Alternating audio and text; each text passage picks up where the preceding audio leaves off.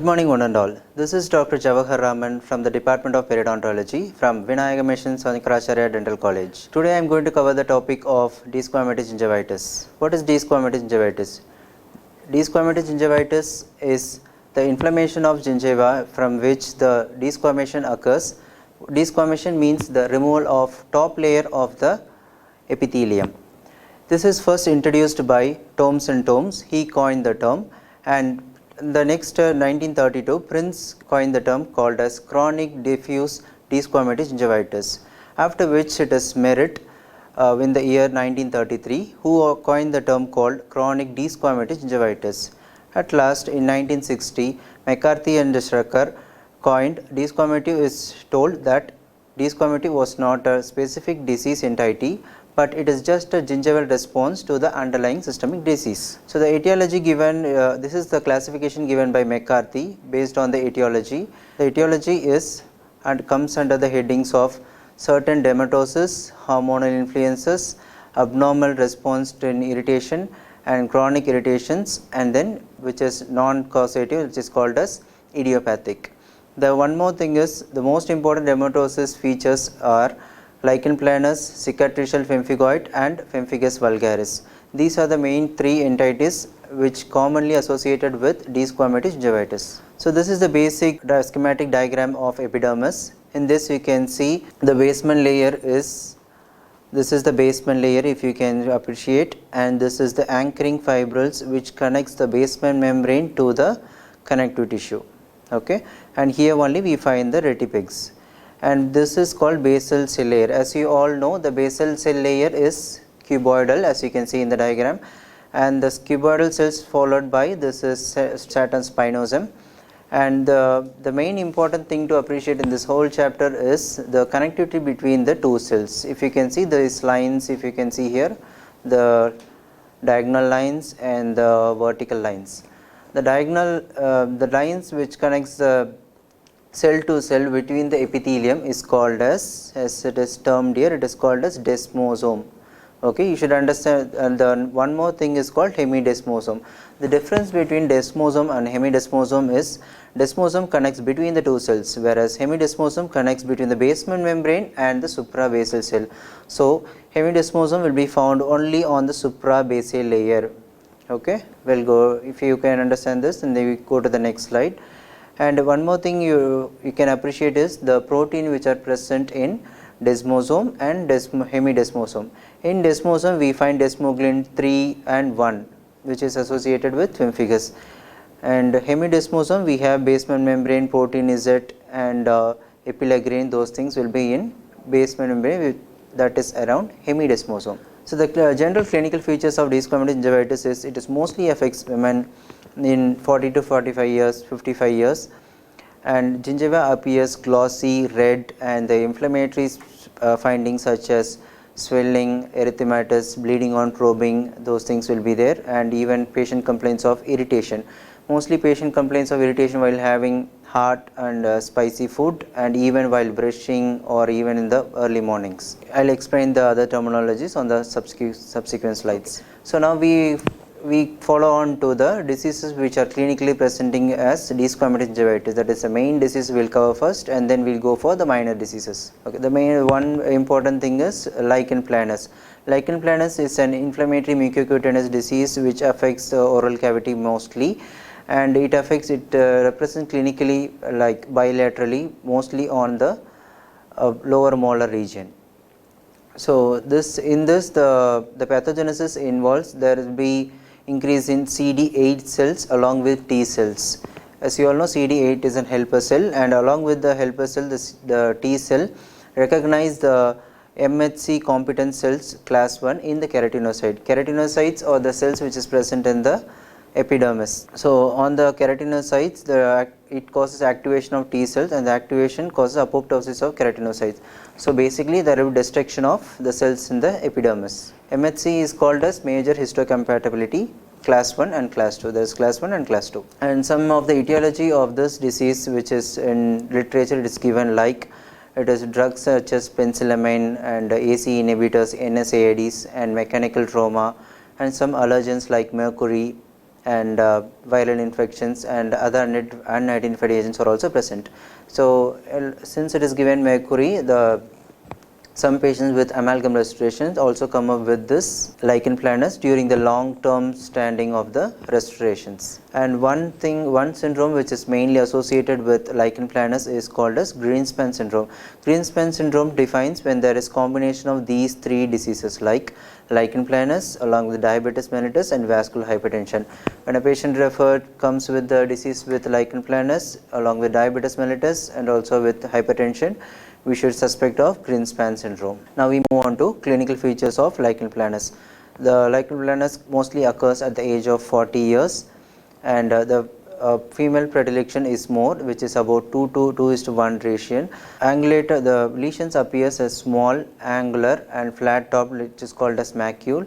And one important striking features in this is called as Wickham's striae. Wickham's striae is, you can see in the next slide. So this is called as the Wickham's striae, where you see white radiating lines from the lesion. This is called as Wickham's striae. The commonly involved sites or flexor surface of wrist and forearms, and in the mouth it is angle of mouth and the occlusal bite line. This is the skin lesion you can appreciate. The Wickham's striae mostly is seen in oral cavity. It is not seen in the other skins. So now we move on to types of oral lesion. We have reticular, erosive, papule. So reticular this is called as reticular. If you can see white block like appearance, and along with Wickham's striae it will be seen. Wickham's striae most common in reticular type of lichen planus. And the most common region is tongue, gingiva, palate and alveolar mucosa. And we find this interlacing lines which is called as Wickham's striae. So this is another form of lichen planus. If you can see broad without ulceration, only the striae is seen. Next type is called erosive type. This is erosive type, as the name suggests, it is ulcerative and it will be obviously very much painful. And the region is characterized by atrophic and erythematosus and often ulcerated areas. And we have this radiating striae like we see in the reticular type also. We see this Wickham's striae, likewise we also see Wickham's striae around this ulcer. We will not be seeing Wickham's striae on the ulcer, but on the periphery of the ulcer we see Wickham's striae. Next we see the gingival lesions. Gingival lesions, they are in keratotic and erosive. In gingiva it is present like plaque like thing, plaque like configuration. Plaque means it is flattened white surface, and erosive it is, as I already told you, it is erosive. The squamative layer is removed and it causes increased bleeding just by slight trauma. And next lesion is vesicular or bullous lesion. Vesicular is, it is raised fluid filled cavity which rupture quickly on any irritation or trauma. And the next is atrophic. Atrophic means it is thinning of epithelium. The term atrophic means thinning of epithelium. Vesicular or bullous means it is a fluid filled cavity which is more than 1 centimeter. When it is less than 1 centimeter, it is called as blister. That is fluid filled cavity which is less than 1 centimeter, it is called as blister. And histopathologically, lichen planus appears as hydropic degeneration. This is the most important thing you should notice here. You can see there is no defined cell margin. The cell margins are destructed, and we find hyperkeratosis and parakeratosis. Hyperkeratosis, the keratin layer will be increased, that is called a hyperkeratosis. Parakeratosis means we find pycnotic nucleus. And one more important thing is we find this inflammatory infiltrate on the basement membrane, which is filled with T cells in the lamina propria. This is called lamina propria. And one more thing is we find sawtooth retipig. This is called sawtooth retipig. You can see the sharp, usually it will be in a blunt U-shaped manner, whereas since because of inflammatory activity we see this saw-tape retipigs. And one more thing we see here is we find something called as cytoid or colloid bodies. You can appreciate in the immunofluorescence, this is called cytoid or colloid bodies. Cytoid or colloid bodies are this normal epithelial cells which, because it get detached from around the surface because of most of inflammatory reactions. So that's why these bodies are formed. And one more diagnostic test is called immunopathology, where we do indirect immunofluorescence and direct immunofluorescence. In direct immunofluorescence, the the reagent we apply, the antibody we give externally directly attaches to the antigen on the cell surface, that is called as direct immunofluorescence. Whereas in indirect immunofluorescence we use one more conjugating agent because the antigen and antibody will not interact directly. So, we use extra antigen so that the antibody we supply attached to the antigen along using that conjugate, that is called as indirect immunofluorescence. So, in this indirect immunofluorescence we see first we inject antibodies, and then after we see with photospectrometry, and we can see this beautiful line. You can see this fluorescent line. This is the basement membrane. This indicates that there is increased accumulation of immune cells. So, these are the differential diagnosis. So, management strategy includes, we go with, like, since it is autoimmune disease, we go with retinoids, dapsone, cyclosporin and photopheresis. So, this is the flow chart. Diagnosis we see first if it is asymptomatic or symptomatic. Asymptomatic we need no therapy and we just observe, whereas in symptomatics we first check whether it is ulcerative or non-ulcerative. If it is ulcerative we treat palliative therapy, and if it is non-ulcerative we immediately go to the topical steroids. And if suppose patient reports with even with the skin lesions, we go with systemic steroids. If no skin lesions extraorally, we go with topical steroids like dapsone, cyclosporin, and this is the treatment option as I told earlier. And one more thing is we should do elimination of trauma or irritants. If you are giving topical without the elimination of the local trauma, the lesion still persists.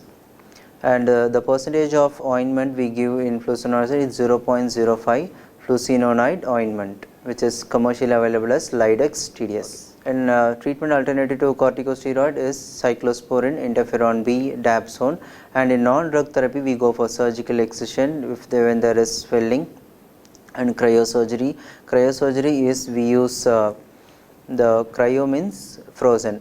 We use frozen air so that it freezes the surface, and then we can eliminate the spread of the lesion. Next we move on to one more major thing is pemphigoid. Pemphigoid is a number of cutaneous and immune mediated subepithelial bullous disease characterized by separation of basement membrane zone. As I already told you, the basement membrane will get separated from the suprabasal layer. That is, when it appears, it is called as pemphigoid. There are three types of pemphigoid, which is bullous, mucous membrane, and pemphigoid gestations. Bullous is called as non-scarring, whereas mucous membrane is also called as scarring or cicatricial pemphigoid. Non-scarring is confined to skin, whereas mucous membrane only is confined to oral tissue. The main concern about us too is mucous membrane pemphigoid. So, you need to understand about two important protein in this, which is 230 kilodalton and 180 kD. The 230 is also called as BP1, that is bullous pemphigoid protein 1, and 180 is also called as bullous pemphigoid protein 2. These two proteins are present in bullous pemphigoid protein are present in the hemidesmosome. This 180 and 230 are present in this anchoring fibril.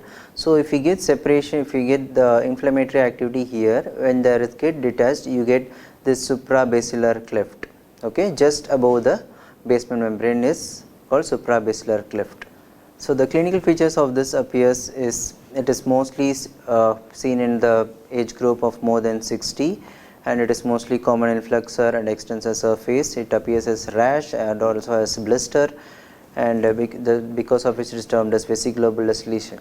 And as you all know, the vesicular will rupture after some day. An oral lesion is vesicles and areas of erosion will be seen. Gingival tissues are extremely erythematous and desquamate even with minor frictional trauma. Histopathologically, no acanthosis of the epithelial cells, as we saw in Lichen planus, there is acanthosis, that is hyperkeratosis we saw, whereas in this there will be no hyperkeratosis and no acanthosis will be there because there will be no activity on the stratum granulosum or stratum spinosum. The only activity will be on the hemidesmosome, that is just above the basement membrane zone. In this in the immunofluorescence we see positivity of 90% of the indirect immunofluorescence, we see 90%, whereas indirect immunofluorescence it is 40 to 70%. This percentage indicates how much percentage of IgG and complement 3 which is seen on the immunofluorescence. The therapy is we give modern dose of systemic prednisone.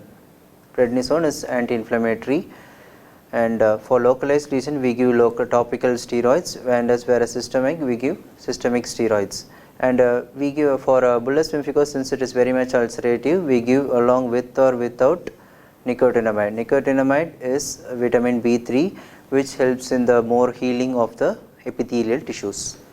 The one type is we go to mucous membrane pemphigoid, which is most concerned with the oral tissue. The mucous membrane pemphigoid is also called as cicatricial pemphigoid or scarring pemphigoid, because this pemphigoid only gives scarring.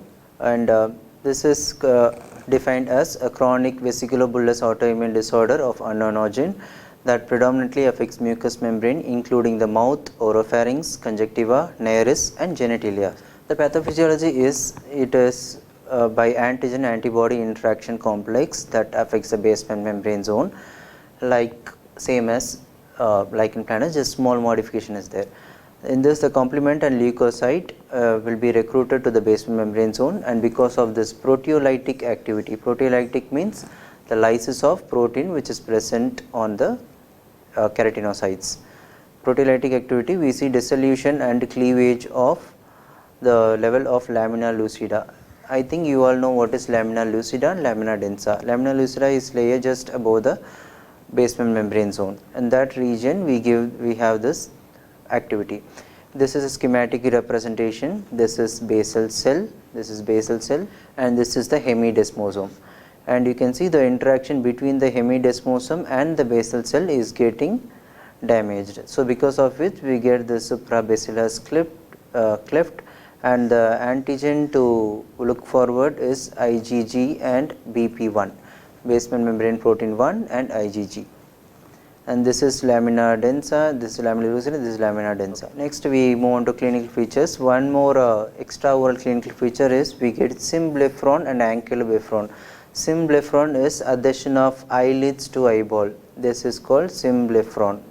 You can see here the eyelids and eyeball is get attached, whereas ankylobephron is the attachment of this edges of eyeball is called as ankyloblephron. So ankyloblephron means the attachment of sides, symblephron means attachment with the eyeball. And in oral lesion we see obviously desquamation of the epithelium with ulceration and the vesiculation of attached gingiva.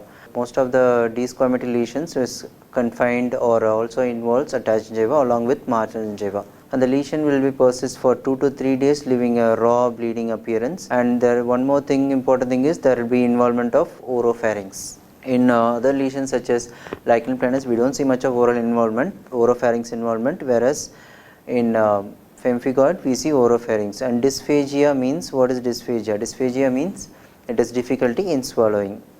So the histopathology feature of bullous pemphigoid is we see this vesicle bullae in the subepithelial region, that is just below the epithelium. We find this cleft, and there is no evidence of acantholysis because there is no activity suprabasilarly. And immunofluorescence, we see this inflammatory component such as IgG and C3 confined to this basement membrane, because the activity is confined to basement membrane. So we see this lightning fluorescent effect on the basement membrane. Some other subtypes are called oral pemphigoid, anti-epilegrin pemphigoid, anti-BP antigen pemphigoid, and multiple antigen pemphigoid and ocular pemphigoid. When all these are combined, it is called as multiple antigen and anti-epilegrin. Epilegrin is one more protein present along with BP1 and 2. So the management strategy is same as the lichen planus. We see whether it is symptomatic or asymptomatic. If it is asymptomatic, we observe, whereas symptomatic we proceed to the agents such as methotrexate, dapsone, cyclosporin, and if it is systemic we give locally, and if it is topical we give localized application. When it is systemic we give systemic application. And here also the same percentage such as 0.05 leucinonide and along with clobesterol propionate. Clobesterol propionate is an as it is corticosteroid. And one more thing which should be maintained, since there should not be any locally written which is persistently present, so we advise the patient for meticulous oral hygiene. Next important thing is Pemphigus vulgaris. As the name suggests, vulgaris means it is very lethal and it causes even life threatening condition it is, and the mortality rate is 10%. So on the pathogenesis is the same, the main component is IgG, which destruct desmoglein 3 and desmoglein 1. Desmoglin 3 and 1 is present on the desmosomes, which is the interaction between the cells. The signs include, it appears as blister cavity on the skin and also oral mucosa. The one thing you should take a note of is Nikolsky sign. Nikolsky sign is when we rub the epithelium on the unaffected region, even the blister, there will be skin peeling. That is called as Nikolsky sign. Oral lesion, it appears as irregular small vesicle or large bullae in gingiva, buccal mucosa or palatal mucosa, and most soft palate is most commonly involved in this Pemphigus vulgaris. So these are the some clinical features. You can see this desquamative, this reddened area is called these reddened area or erythematous areas, and here also these things are erythematous. This is desquamative cells which is rolled out, and here we find something called a suprabasilar split.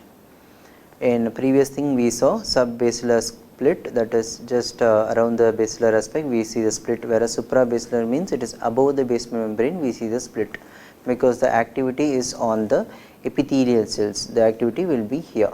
And the pathogenesis is we find perivascular edema, and this causes acantholysis. Acantholysis means the destruction, this is called acanthus layer, and when there is lysis of this layer it is called as acantholysis.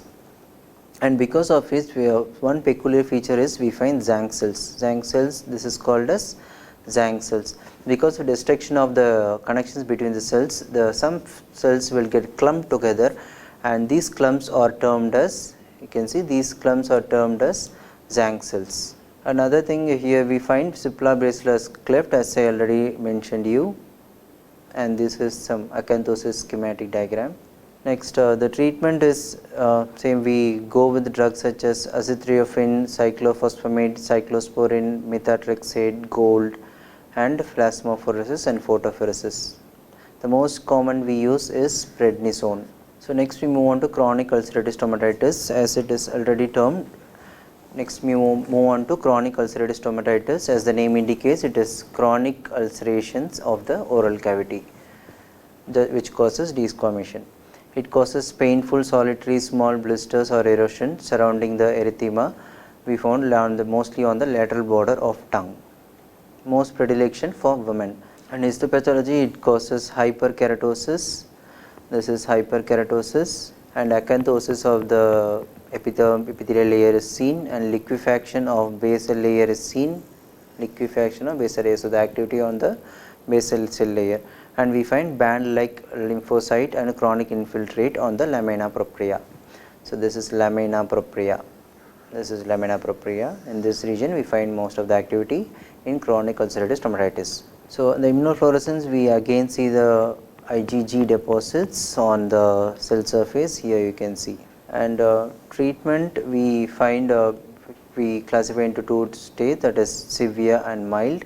In mild we use just topical steroids, whereas severe we go for systemic steroid like hydrochloroquine of 200 to 400 mg per day. So next disease is, these are all mild disease, and I will tell you when the important disease comes. And another thing is linear IG, which is also called as LAD. This is subepidermal vesiculobullous disease that may be idiopathic or drug induced. It is most commonly caused by AC inhibitors. AC inhibitors is used for control of BP and other systemic conditions. The age predilection is, it is around the 4th to 5th decade, that is 40 to 50 years. This is how the skin lesion appears. These are the skin lesions. We find the small erythematous lesion which causes mild irritations on the neck or on the flexor surface of hands or legs will also be seen. And orally it appears as vesicle or painful ulceration. It appears as erosive gingivitis. It is mostly seen in hard and soft palate. And immunofluorescence we find IgA deposits. In previous things such as Pemphigus and Pemphigoid we see mostly IgG, whereas in this we find IgA. And the treatment we go for sulfones and dapsones with prednisolone, and alternatively combination of tetracycline and nicotinamide is also been proved successful by various studies. Next is dermatitis herpetiformis. This is a rare benign blistering lesion which is seen in gluten sensitive in patients.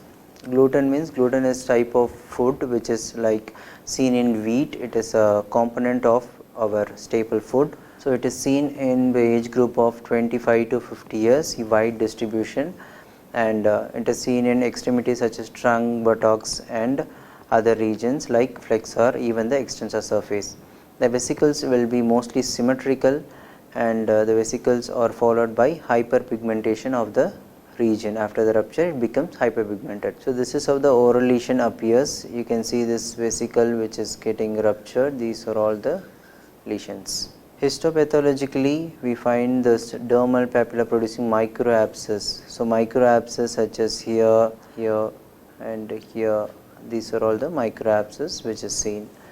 Necrosis of connective tissue will be seen, and subepithelial vesicle with the destruction of basement membrane. Subepithelial vesicle means the vesicle will be just below the epithelium. This is called as subepithelial vesicle. This is the region where it acts. And immunofluorescence, we see IgA and IgC3.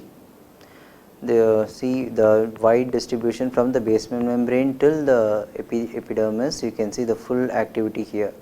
The activity is from here to here fully. And the treatment is as usual. Since it is mostly induced by gluten diet, we go for gluten free diet, and we go for local steroids or systemic steroids. Next disease is lupus erythematosus, which is comprises under three headings, that is systemic, chronic cutaneous and subacute cutaneous. Systemic lupus erythematosus, we find an important clinical feature such as this butterfly shape appearance. This butterfly shape appearance involving the cheek and nose is called as butterfly appearance, which is most common and striking feature of systemic lupus erythematosus. The cause is completely not known. Mostly it is due to the sunlight or even the drugs such as antibiotics and other drugs, and even genetics also play some major role. The age is 30 to 40 years. It is mostly female predilection. See the high rate of female predilection of about 10:1. This is also one more picture showing the butterfly appearance. And extrafacially, we find in kidney, we see this thickening of glomerular filter capillaries, which is called as wire loop appearance. And in heart, we find atypical endocarditis involving valves and fibula degeneration of the epicardium. And another thing is called discoid lupus erythematosus, because the lesion appears discoid. Discoid means it will be like this. This is called a discoid appearance. We find the erythematous region around this and some pale area in the middle. It is seen in 3rd to 4th decade, and this is called discoid. Can you see a round lesion with somewhat healing region in the middle? This is called discoid lesion, and this is also characters of the lesions. So next, the common site is chest, back, and elevated purple and red macules are seen. One more thing is we find carpet tract appearance. Carpet tract is, this is the extension. When we remove the scale, we pull it along with the normal tissue, which called as carpet tract appearance. As you can see, these regions, it shows carpet tract appearance. And the oral lesion, we find ulcerative similar to lichen planus, mostly 30 to 36% of patient, and we also see hyperkeratotic plaque. In chronic cutaneous lupus erythematosus, the oral lesions look same as lichen planus, and the other name is called desquamative gingivitis. Histopathologically, we find keratotic plugging. This is the characteristic feature. If you can see here, or you see here, actually this is connective tissue region. This from here to here, it is epidermis. From here to here, it is connective tissue. Whereas we find keratotic plugging on the connective tissue, which is characteristic feature of systemic lupus erythematosus. And immunofluorescence, we see C3 deposits mostly, and the treatment includes, we use NSAID in case of arthritis and pleuritis patient, and we go for cyclophosphamide, which is immunosuppressant. And next important thing is erythema multiforme. Erythema multiforme is an acute bullous, macular and inflammatory mucocutaneous disease, and the subtypes includes erythema multiforme minor and major. Major is also called as Stevens-Johnson syndrome. It's an important MCQ question. Minor is, since it is termed minor because the lesion is mild and it will be not much damage. whereas major the lesions will be appearing more and causes more scarring and more damage will be seen, even it is the major is even life threatening. Etiology is there are three most common etiologic factors, that is herpes simplex infection, mycoplasma infection and drug interaction. The most common causative agents are the drugs such as sulfonamide, penicillin and phenytoin. One characteristic feature of erythema multiforme is iris, target or bullseye lesion, which will appear like this.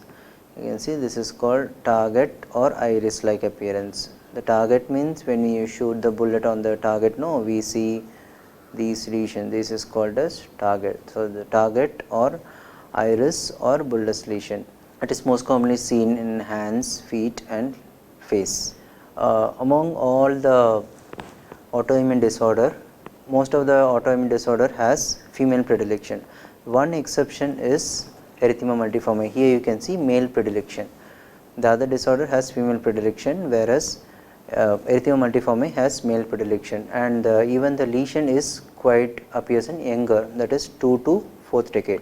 The most commonly affected oral side is buccal mucosa, tongue, labial mucosa, flora of mouth and other things. So, the pathogenesis is there will be leucoclastic activity in the destruction of vascular valves and small vessel occlusion. So, this is basically a disease of vasculature. So, this is how the pathogenesis is shown in a schematic representation. This is the blood vessel wall, this is the blood vessel wall, and you can see the activity of the WBC on the blood vessel cells. So, it ruptures the cell and it causes degeneration of the cell.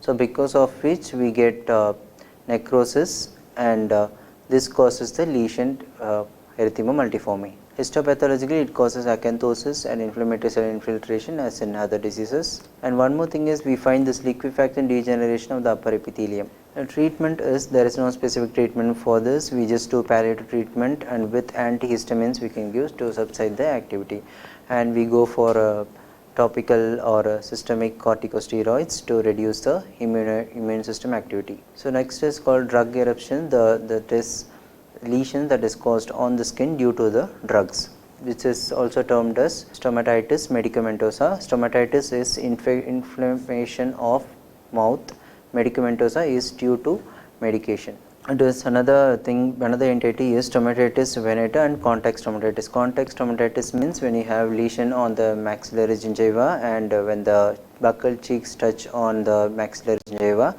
the lesion can be transferred to the even buccal mucosa, that is called as contact stomatitis. The lesions appear, it can be vesicles or bullous, and it can be pigmented or non-pigmented. The most common etiological factor is amalgam restoration. The next is toothpaste which contains clove or other agents like pyrophosphates and flavoring agents, or more these flavoring agent, pyrophosphate and tartar control agents which is used in toothpaste, or some of the major causative agents of the disease. Next we move on to miscellaneous condition which mimics the desquamative gingivitis, that is there will not be actual destruction of the disease, but it mimics like desquamative gingivitis. It comes under three headings such as factitious lesion, candidiasis and graft versus host disease. Factitious disease are difficult to diagnose and may become apparent only after extensive and costly laboratory test. Factitious disease means it is of unknown origin, and candidiasis, as you all know, it is fungal infection which is seen commonly on the tongue or oral mucosa. So, because when the lesion is long standing, it causes irritation or desquamation. So, this is how it mimics desquamative gingivitis. And graft versus host disease, the interaction between the host and the graft, as the mechanism of graft versus host and the autoimmune disease are almost similar. So, clinically also it appears similar. So, next is vaginous granulomatosis. Vaginal granulomatosis, the one more important feature is we see strawberry gums. It is classical exhibition of erythema and enlargement will be seen. And foreign body gingivitis, we see more painful ulcerations. Foreign body such as amalgam or any toothpaste also can cause this reaction. Another important thing is Osler-Weber-Rendu disease, which is better known as hereditary hemorrhagic telangiectasia. Telangiectasia is accumulation of blood, just extravasation of the blood, which causes red like lesions like this. This is called as telangiectasia. When there is extravasation of RBC and when there is interaction with immune cells, we see this telangiectasia. So clinically we see telangiectasia and the age is 10 to 40 years. And the lesions will be punctiform. Punctiform means we see puncture. Spiderform means we see this spider wavy motions. From here we see this spider wavy RBC appearance, and we can also see nodular. The lesions varies of size 2 to 3 centimeters even. We can also see some ulcerations on the regions. So see, this is called as ulcerated region. This is one more representation of ulcer in cheek. Histopathologically, we see dilated single layer of endothelial cells which is lacking perivascular elastic fiber. The one more disease which affects the perivascular disease is, as we previously saw, the venules or get dilated. The histopathologic feature is the venules get dilated in a single layer of endothelial cells and lacking perivascular elastic fiber. Because of this rupture, we see this extravasation of RBC, and we see marked edema of the perivascular tissue along with destruction of intraendothelial junction.